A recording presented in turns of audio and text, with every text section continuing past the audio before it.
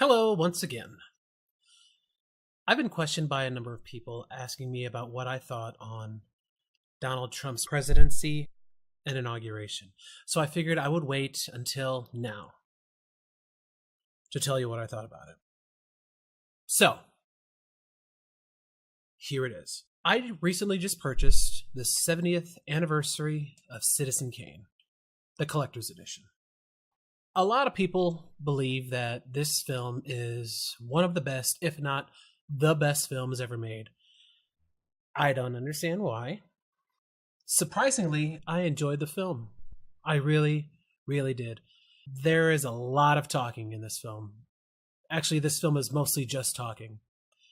It has no action, almost no drama whatsoever. It feels a lot like a documentary film. It centers around our main protagonist of Charles Foster Kane, who ironically dies in the beginning of the film. So this whole movie consists of a series of flashbacks. A reporter is given the task of finding out what his last words meant before he died. And of course, as everyone knows, his last words were Rosebud. So throughout the entire film, this reporter interviews close friends, old friends, enemies, lovers, wives, ex-wives, and they all have a story to tell about this man, Charles Foster Kane. It is unbelievable to me how impressive Orson Welles was.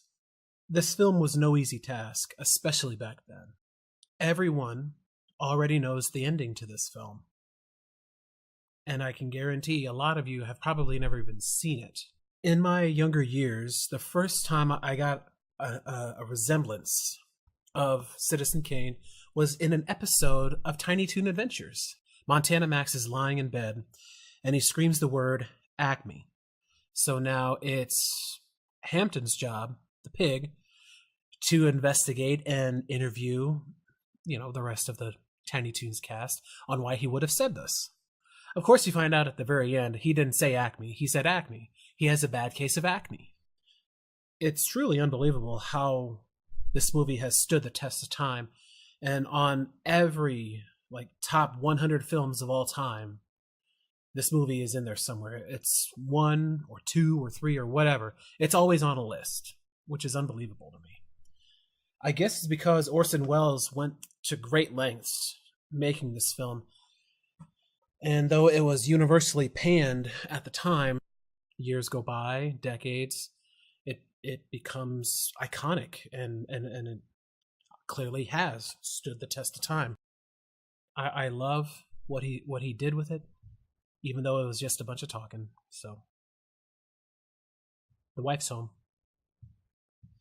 But long story short, that's what I thought of Trump's inauguration and presidency.